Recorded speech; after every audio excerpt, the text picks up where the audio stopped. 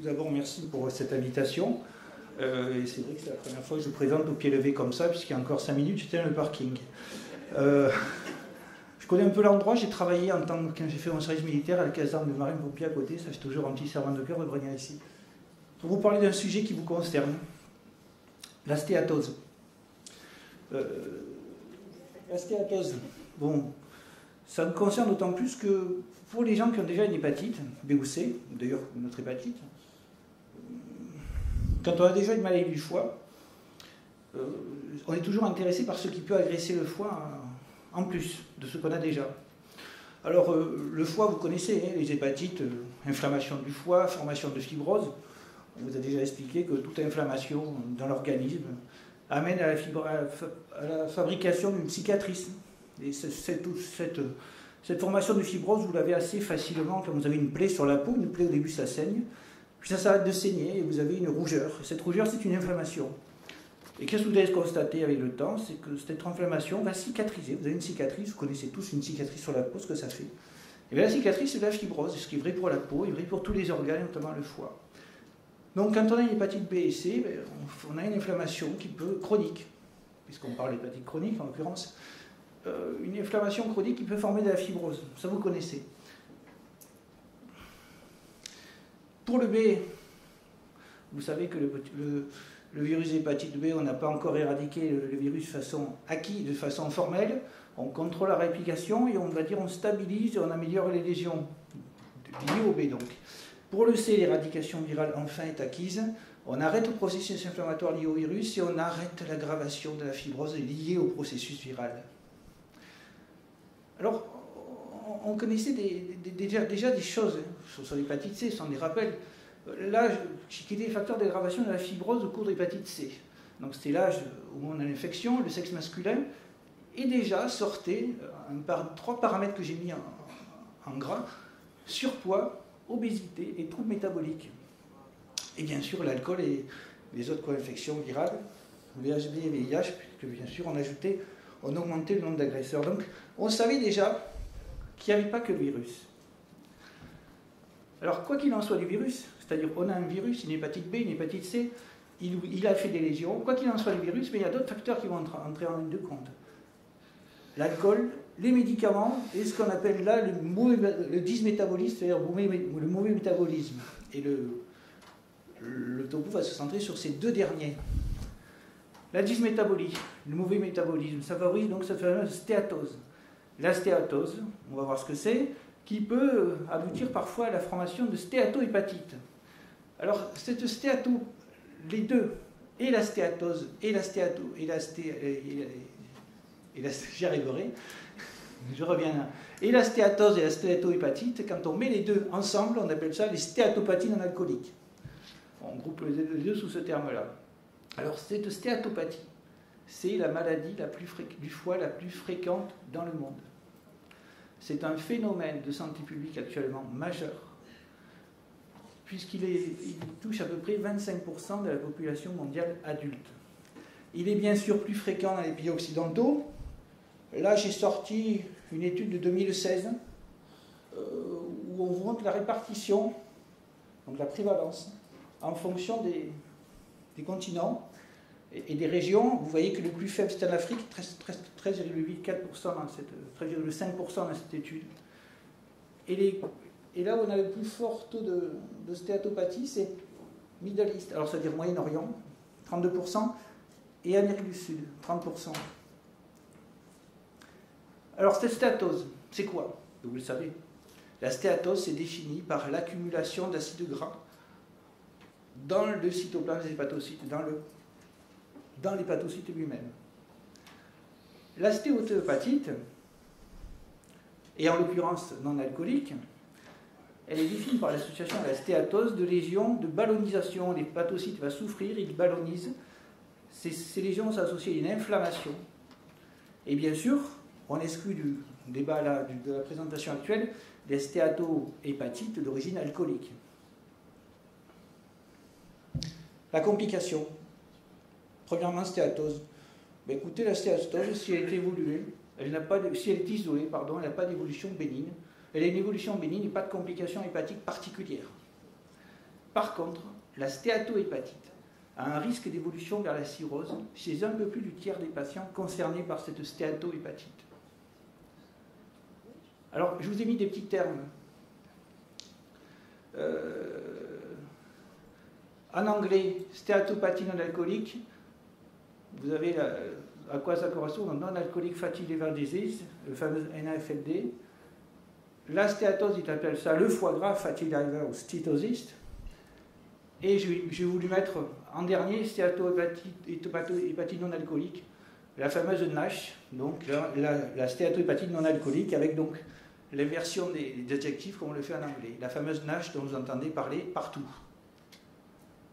Alors à quoi ça correspond de visu? Parce qu'il veut me montrer des choses finalement qu'en parler. Ici à gauche vous avez un foie normal. À droite, un foie gras. À la fois en macroscopie et en microscopie. Donc en microscopie, vous voyez le foie avec des cytoplasmes et avec des cellules hépatiques. Et à gauche, vous voyez ces éléments blancs, mais ce sont les vacuoles triglycérides qui ballonnissent, qui infiltrent donc l'hépatocyte. Et en dessous, la stéatohépatite, vous avez en plus des éléments des grandes vacuoles blanches, vous avez un petit piqueté violet. Et bien ça, c'est l'inflammation. Donc stéatohépatite, c'est à la fois une stéatose compliquée d'inflammation. Et comme vous le savez, une inflammation évolue toujours potentiellement vers la fibrose. Et donc vous avez un risque de cirrhose. Alors parfois quand on parle de stéatose aux patients, vous leur dites vous avez un foie gras, ben, ils vous font le parallèle avec les canards ou les oies.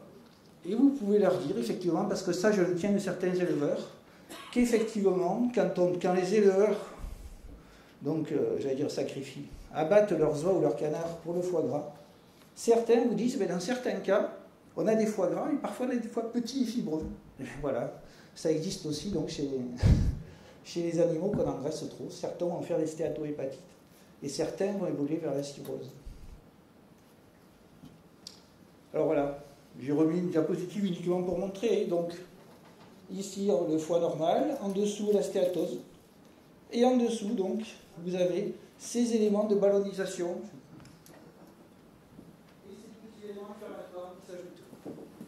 Et en dessous la cirrhose avec ces grandes plages bleutées, donc des plages de fibrose, de cicatrices en fait.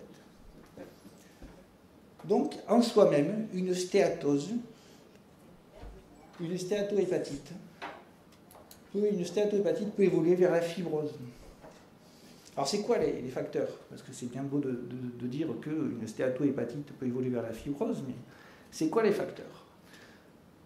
Alors les facteurs, ils sont assez connus, je pense que vous avez déjà entendu parler, ce sont les fameux facteurs de la dysmétabolie ou du syndrome métabolique, ou on peut aussi syndrome polymétabolique, on pourrait dire mauvais métabolisme en fait. Alors ils sont définis par un ou plusieurs critères. Le taux de taille supérieur à 102 cm chez l'homme, supérieur à 88 cm chez la femme. Ce paramètre est préférable au fameux rapport poids-taille qu'on entend trop souvent, notamment l'indice de masse corporelle.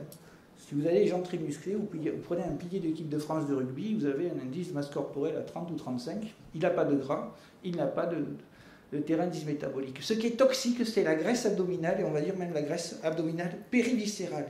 Ce n'est pas tout à fait la graisse sous-cutanée, c'est vraiment la graisse périviscérale intra-abdominale, sous-pariétale finalement. Donc premier élément, le tour de taille. Et d'ailleurs, ce tour de taille a été montré pour les cardiologues comme un facteur de risque indépendant et très performant de tout événement vasculaire. L'hypertension artérielle. Je vous ai mis les chiffres, on ne va pas rentrer dans les détails. Donc deuxième facteur, le premier facteur, obésité intra-abdominale. Le deuxième, hypertension artérielle. Le troisième, augmentation des triglycérides, qui sont un des éléments lipidiques du sang. Le quatrième, le diabète. Et le cinquième, une augmentation, une baisse du bon cholestérol. Et cette baisse du bon cholestérol est un facteur prédictif plus important que l'augmentation du mauvais.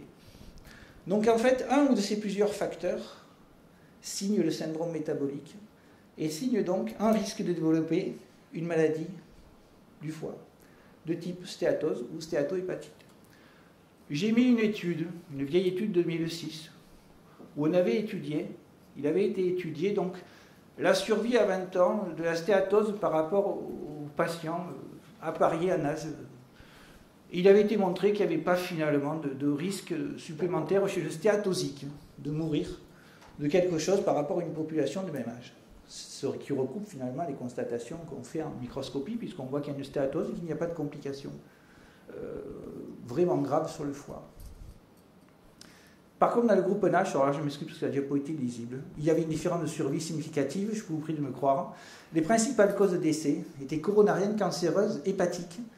Si on faisait un topo général, si on prenait une somme générale de tous les facteurs de mortalité, il n'y avait pas vraiment de différence entre stéatose et NASH pour toutes les causes de décès. Par contre, il apparaissait une surmortalité significative pour les causes de mort hépatique. Ce qui est compréhensible, puisque finalement, ce qui différencie ces deux groupes, entre donc quelqu'un qui a une stéatose ou quelqu'un qui a une stéatohépatite, c'est donc l'existence de lésions hépatiques. Et donc, celui qui a des lésions hépatiques évoluera vers la fibrose et vers la cirrhose et les complications de la cirrhose. Alors, comment on fait le diagnostic? Alors là, je ne vais pas rentrer dans les détails. On peut avoir une augmentation de gamma-GT, transaminase, la ferritine, mais alors là, c'est un petit... Je ne sais pas si certains d'entre vous ont été confrontés au problème. La ferritine, dans ce cas-là, est augmentée, mais on n'a pas de surcharge en fer parce que la concentration de la protéine porteuse de fer dans le foie, de fer dans le sang n'est pas augmentée. Ce que je prends moi comme exemple, c'est la ferritine, c'est l'équivalent des réserves en fer. C'est la protéine qui est synthétisée pour stocker le fer. Et la coefficient de saturation à la transférine, donc c'est la transférine, c'est la protéine qui va transporter le fer dans le sang. Je prends parfois un exemple quand j'ai dit si vous avez beaucoup de porte-monnaie, c'est pas ça qui fait que vous êtes riche. Il faut avoir 500 porte-monnaie. Par contre, si vous avez 300 porte-monnaie plein à 100%, ça fait que vous êtes surchargé. Pour le faire, c'est pareil. C'est une image. Autre élément diagnostique de la stéatose, de l'échographie, où on voit un foie hyperacogène, un peu brillant, un peu blanc. Et ça, c'est vraiment sensible de 30% des hépatocytes, donc surchargés en graisse. Après, il y a d'autres éléments, le scanner, l'IRM, on ne va pas rentrer dans les détails. Alors, comment on fait la différence, et ça c'est une question, entre quelqu'un qui a une stéatose finalement bénigne, et une NASH? Alors, idéalement, on fait sur la biopsie. Vous comprenez bien qu'il est hors de question de biopsier toutes les stéatopathies. Vous avez dit que 25% des gens étaient atteints. Vous voyez le nombre de gens qu'on devrait biopsier. Donc, idéalement, on essaie de centrer le critère morphologique, le critère diagnostique sur les gens qui ont une NASH. Alors, comment on va sélectionner? Écoutez, ça c'est un peu une histoire de raisonnement médical. Je ne sais pas si ça vous intéresse, mais vous pourrez poser des questions. En fait, on essaie de sélectionner les patients à risque de fibrose. On les sélectionne aussi sur l'augmentation de la date, même si on sait que c'est imparfait. On va chercher les tests non invasifs de fibrose, fibrotest, fibromestre. On va mesurer l'élasticité hépatique. Et on va rechercher les facteurs de risque associés. Bien sûr, si vous n'avez qu'un facteur de risque de dysmétabolie, on ne va peut-être pas insister, mais si vous en avez plusieurs, et a fortiori si vous avez un virus, maintenant on va peut-être insister. Je vous ai mis à titre pour vous montrer que c'était quand même pas simple sur le plan diagnostic. Ça, c'est un arbre décisionnel qui a été édité en 2016. Alors les acronymes correspondent aux associations européennes, 3 associations européennes, une d'études des maladies du foie, l'autre du diabète et l'autre de l'obésité. Et donc on a ces 3 sociétés se sont mises d'accord pour donner cet algorithme, cet arbre décisionnel pour savoir finalement comment on va faire le diagnostic et qui biopsier. Pour les gens porteurs d'un virus, à quel moment sont-ils finalement concernés par cette stéatose, cette stéatohépatite? Mais parfois au moment du diagnostic, parce qu'on n'a pas forcément qu'une seule maladie de foie. Alors si on a un virus B, idéalement au moment du diagnostic, tôt ou tard on fait une biopsie. Donc finalement le problème ne se poserait pas. Je dis bien théoriquement. Si on a un virus C, vous savez qu'on biopsie quasiment plus la seule hépatite C, pour cette raison. Par contre, dès qu'on a des facteurs causaux, des facteurs étiologiques, comme disent les médecins, dès qu'on a d'autres facteurs potentiellement agressifs pour le foie, on aime souvent faire la part des choses. Qu'est-ce qui est dû au virus? qu'est-ce qui est dû aux autres agresseurs. Et en l'occurrence, qu'est-ce qui est dû si quelqu'un qui a un virus C, une dysmétabolie, ben, souvent, ce qui va faire la part des choses, qu'est-ce qui agresse le plus le foie, ce sera la biopsie. Donc, première circonstance où les gens porteurs d'hépatite sont confrontés au diagnostic de NASH, c'est au moment du diagnostic de l'hépatite chronique, mais aussi parfois quand le virus est contrôlé.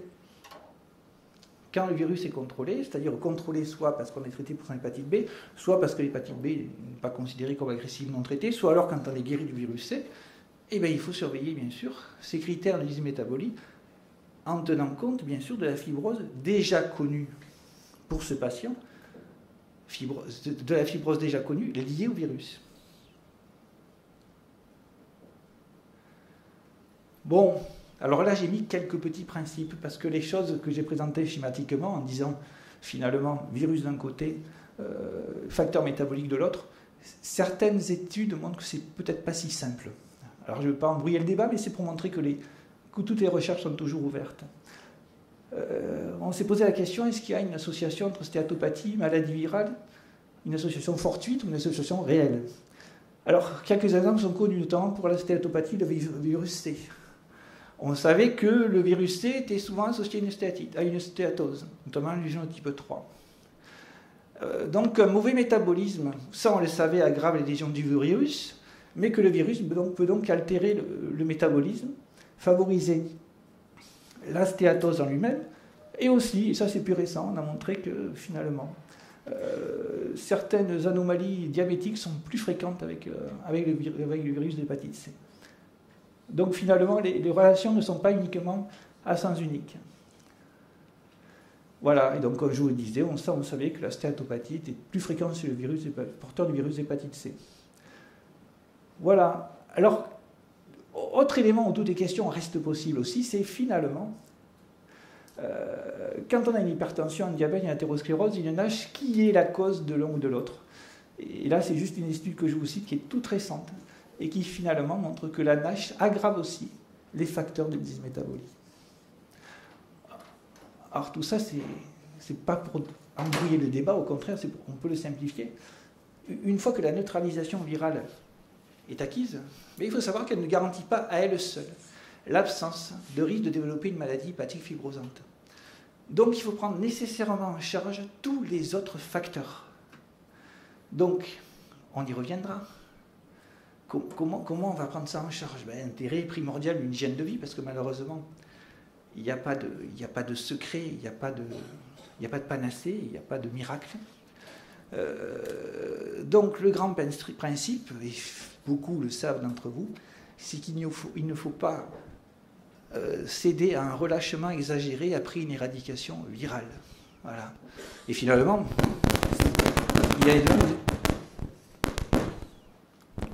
il y en a de même de tout un chacun. Ne pas céder aux facteurs de risque de maladie hépatique. Et encore plus, bien sûr, si on a été confronté à une hépatite chronique. Les recettes pour s'en sortir, c'est prendre en charge les différentes pathologies, diabète, hypertension artérielle, hyperlipidémie. Et donc nous, hépatologues, maintenant, on est confrontés, on est confrontés depuis toujours d'ailleurs, à cette problématique de prendre en compte le malade dans la globalité de ces pathologies. L'hygiène de vie, prise en charge diététique, est-ce qu'il faut éliminer? Mais vous le savez, parce que si je commence là-dessus, on restera des heures. Les principaux ennemis, ce sont les sucres rapides, qu'ils soient cachés ou non. Sucre rapide, c'est finalement tout ce qui a goût sucré. Pour un petit élément historique, même parfois s'il faut un peu se méfier des comparaisons historiques en ce qui concerne la nutrition, il y a un petit élément qui doit quand même nous faire apparaître une chose, c'est que finalement le sucre, comme on l'entend, le sucre on en consomme beaucoup depuis finalement qu'on produit industriellement du sucre. Depuis quand finalement? On produit industriellement du sucre depuis qu'on a fait des plantations de canne à sucre et de betteraves à sucre. Depuis donc le début du 19e siècle. Avant le 19e siècle, à la fin du 18e, on ne mangeait que le sucre des fruits. Sauf les très riches. Mais à l'époque, les très riches étaient athéroscléreux. Vous regardez Louis XIV. Et à l'époque, certains médecins avaient même remarqué que les trop riches étaient en plus mauvaise santé que les pauvres qui mangeaient moins. Il se posait la question. Donc cette surconsommation de sucre, en plus quand je dis qu'on mangeait que le sucre des fruits, c'est intéressant aussi, parce que vous savez que le sucre est intéressant et toxique, plus il est absorbé vite, plus il va faire augmenter une hormone que vous connaissez, qui s'appelle l'insuline. Et cette insuline, si le sucre n'est pas dépensé par un travail énergétique, si on ne le consomme pas immédiatement lors d'un effort, eh bien l'insuline va transformer ce sucre et fabriquer en graisse, le transformer en graisse. Donc du sucre qui ne va pas être consommé par un effort physique et transporté en graisse. Et ce, d'autant plus que ce sucre est absorbé rapidement par l'intestin. Mais quand je vous dis qu'on mangeait que le sucre des fruits, déjà, ça ne faisait pas beaucoup. Deuxièmement, quand vous mangez du sucre dans un fruit, vous avez la fibre du fruit qui ralentit l'absorption du sucre.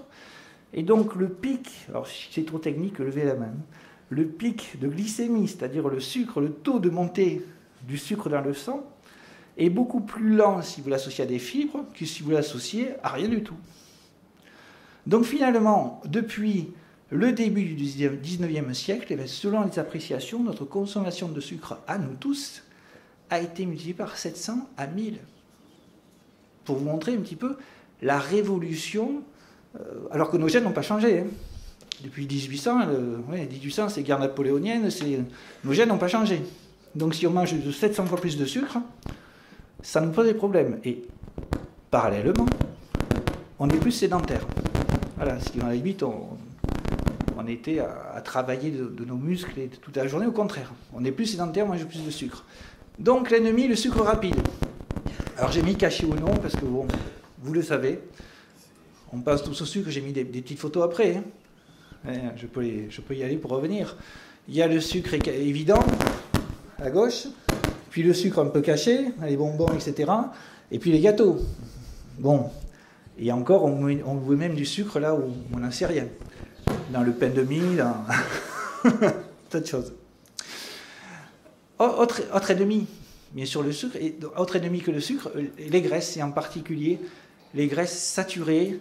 Alors pour faire simple, les graisses saturées, ce sont les graisses d'origine animale terrestre, c'est-à-dire tout ce qui est charcuterie, viande, et tout ce qui n'est pas poisson et graisse végétale, sauf la margarine. Donc on est à Marseille, profitez-en, huile d'olive. Voilà. Dans l'hygiène de vie, bien sûr, la prise en charge diététique, mais aussi l'exercice physique, j'en parlais. Avoir une activité physique régulière, raisonnable. Ça ne veut pas dire aller faire le marathon ou grimper le Mont Ventoux à vélo toutes les semaines. Ça veut dire, écoutez, 2-3 fois par semaine, marcher 3 quarts d'heure sur le rythme soutenu par rapport à vos capacités. Il ne s'agit pas de s'étalonner par rapport à quelqu'un d'autre. Ce qui compte, c'est vous-même. Et, autre élément, pour l'hygiène de vie, quand on est atteint d'une hépatopathie chronique, quelle qu'elle soit, être vigilant sur tous les autres facteurs qui favorisent la fibrose hépatique. Bien sûr l'alcool, mais là l'alcool finalement il sort du cadre de mon exposé, puisqu'on m'a limité aux atteintes non alcooliques. Mais j'ai mis 2 autres facteurs que j'ai écrits en gros, parce qu'ils sont importants et ils sont méconnus. Le premier c'est le tabac. On a montré que le tabac augmente la fabrication de fibrose dans le foie, dans 2 pathologies notamment, l'hépatite C et la cholangite biliaire primitive. Et donc, je ne sais pas si c'est moi. C'est moi qui vibre.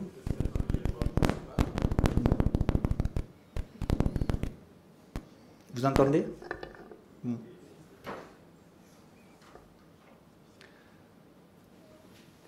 Donc le tabac augmente la fabrication de fibrose. Donc limitons les risques liés au tabac. Et d'ailleurs, on pourrait retomber sur ce nom-ci en disant que le tabac augmente tous les caractères, peut augmenter la pression artérielle, augmente le côté tout le côté dysmétabolique. Autre facteur, le cannabis. Il faut en parler. Je pose assez souvent la question en consultation. C'est une consommation qui est assez fréquente actuellement. Et on a montré que pour des consommations qui parfois ne sont pas réputées très importantes, on a déjà un facteur de risque d'augmenter la fibrose hépatique. Voilà, donc j'ai mis des exemples, je remontre l'exemple. Le sucre, les graisses, avec un magnifique hamburger à droite, je ne sais pas si quelqu'un l'a mangé celui-là, Et en dessous, un peu des sucres cachés, mais cachés pour personne, c'est-à-dire tout ce qui est soda. Et d'ailleurs, c'est intéressant parce qu'imaginez quand vous mangez un hamburger qui est plein de gras, vous allez consommer du gras et absorber du gras. Mais quand vous buvez à côté du soda, le soda c'est du sucre qui va faire sécréter l'insuline. Et cette insuline, non seulement elle va transformer donc le sucre en gras, mais elle va augmenter la captation des graisses. Donc ces deux mélanges, ce mélange sucre et de gras, est absolument détonnant. Voilà. Finalement, j'avais fait la dernière diapositive en une seule fois. Donc, ce que je voulais dire, finalement, le message, quand on a une hépatite, B ou C, quel que soit son niveau de contrôle, et même si on est guéri de l'hépatite, la vigilance pour le foie n'est pas à relâcher. Nous, ce qu'on voit, et on le voit notamment pour les virus C, on a des gens qui avaient une fibrose faible, qui se sont battus contre leur virus, qui ont gagné, et qui après se relâchent un petit peu. On les voit au bout d'un an, ils ont pris 10 kilos et ils boivent un peu trop, parce qu'on peut parler aussi de l'alcool. Et finalement, il faut faire très attention, parce que ça ne peut qu'aggraver la fibrose qu'on avait due au virus. Et c'est bête de perdre une partie, de gagner une partie, de gagner la première mi-temps pour perdre la deuxième finalement. Parce qu'au bout du compte, c'est la fin du match qui comptera. La deuxième partie du topo, on m'avait demandé de parler des médicaments. Alors, foie et médicaments, c'est une très très vaste question. Ça sortait largement du cadre de temps qui m'est imparti. J'ai donné donc des principes généraux. Et c'est intéressant parce qu'il y a des articles dans la presse très récente qui parlent de ça. Pourquoi le foie est un organe très exposé aux médicaments? Mais le foie joue un rôle fondamental dans le métabolisme et la plupart des médicaments, parce que les médicaments sont souvent solubles dans les graisses et transformés par les cellules du foie, par un système enzymatique. Vous avez dû lire le mot qui s'appelle P450, un cytochrome, c'est-à-dire un ensemble de protéines. Et ces métabolites intermédiaires sont parfois instables, puis sont métabolisés en métabolites hydrosolubles qui sont éliminés dans la bile ou dans les urines. Alors, certains métabolites hépatiques des médicaments sont eux-mêmes actifs. Donc, si vous voulez, pour faire simple, le foie est au centre. Quand vous prenez un médicament, c'est le foie qui va, si vous voulez, le plus souvent, on va dire un mot qui n'est peut-être pas adapté, mais qui fait comprendre les choses, le plus souvent filtrer le médicament. Quels sont les médicaments qui peuvent être toxiques pour le foie? Parce que c'est la question que vous allez bien sûr vous poser.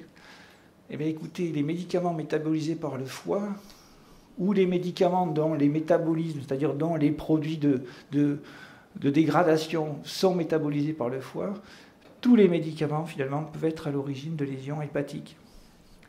Leur liste est très très longue, elle est régulièrement mise à jour par les organismes de pharmacovigilance, et aucun médicament n'est vraiment, si vous voulez, purement innocent de toute lésion hépatique chez tout patient.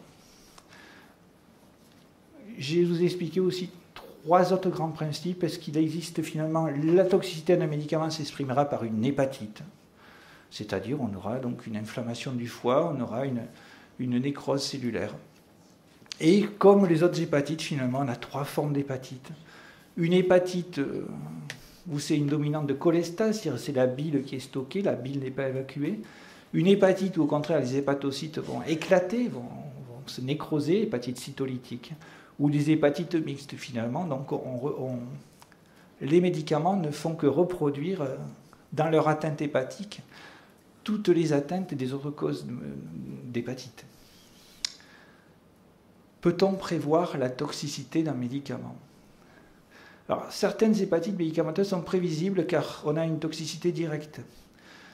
Toxicité directe, elle est facile, c'est qu'un grand nombre de sujets prenant un médicament sont atteints. Il existe une relation entre la dose et la toxicité, et l'hépatite est reproductible, notamment chez l'animal quand le médicament a été synthétisé. Ça, le plus commun, c'est le paracétamol. Si vous lisez des revues anglaises, c'est appelé acétaminophène, c'est la même chose. Paracétamol, c'est Dafalgan, Doliprane, etc. Le paracétamol, au-delà de 3 grammes par jour chez l'adulte, et encore ça dépend du poids, peut entraîner des lésions d'hépatite. D'autant plus qu'on a soi-même une hépatite sous-jacente ou une fibrose sous-jacente. Et il faut se méfier, notamment quelqu'un qui a une cirrhose du foie de dose parfois plus petite que ça, 1,5 g, 2 grammes par jour. Moi, ce qui m'ennuie avec le paracétamol, c'est des formes à 1000 mg. Je ne suis pas spécialement petit. Moi, si j'ai mal à la tête, je prends 500 mg, ça me suffit. J'ai pas mal à la tête. Et parfois, je vois des gens qui, d'emblée, prennent 1 gramme ou 2 grammes en une seule fois. Parce qu'ils ont une douleur et qu'ils veulent être plus efficaces. Non, il ne faut surtout pas faire ça. Surtout pas faire ça, surtout si on a une maladie du foie. Commençons, déjà, si on a besoin d'un traitement antalgique, déjà bien évaluer la situation, mais si on a besoin d'un antalgique, commençons par la plus faible dose possible en étant très très prudent. D'autres hépatites, par contre, sont imprévisibles. Et ça, c'est un petit peu la faute à pas de chance. Ces hépatites imprévisibles, c'est seul un petit nombre de sujets qui prennent le médicament sont atteints. Il n'y a aucune relation entre la dose et l'effet, c'est presque un phénomène allergique. D'ailleurs, c'est un phénomène allergique. Et cette hépatite n'est pas reproductible chez l'animal, donc lors des études de pharmacologie, parce que par définition, étant des mécanismes allergiques, elles sont très liées au caractère génétique du sujet. Voilà. Alors, dans quelles circonstances doit-on évoquer une hépatite médicamenteuse? Alors, ça, pour nous, c'est un diagnostic très fréquent. C'est une situation très fréquente où les gens arrivent, parce que finalement, les gens se présentent avec un tableau d'hépatite, comme une autre. Alors, qu'est-ce qu'on fait? On essaie de faire une enquête la plus large possible. On doit évoquer donc la responsabilité d'un médicament chaque fois qu'un médicament connu pour être hépatotoxique a été pris par le patient, en essayant de bien connaître, bien sûr, la dose qu'il a pris, mais en étant aussi vigilant, je l'ai dit tout à l'heure, qu'est-ce qui s'est passé dans les semaines à venir? Qu'est-ce que vous avez pris de nouveau que vous ne preniez pas avant? Ou est-ce que finalement vous êtes fatigué depuis 3 mois, on se rend compte que vous avez des perturbations depuis 2 mois, qu'est-ce que vous auriez arrêté dans les 15 jours? Voilà, et comment ça va évoluer? Donc ce qui est très important pour le diagnostic d'hépatite médicamenteuse, c'est la chronologie. Et bien sûr, on est quand même aussi vigilant, on n'implique pas forcément tous les médicaments qu'on a pris, parce que la situation n'est pas si simple. Vous comprenez qu'on va s'enquérir de l'absence d'autres atteintes, d'autres causes de maladies hépatiques. Ça, pour le clinicien, en général, et pour les pathologues, l'hépatite médicamenteuse, c'est un sujet pluriquotidien.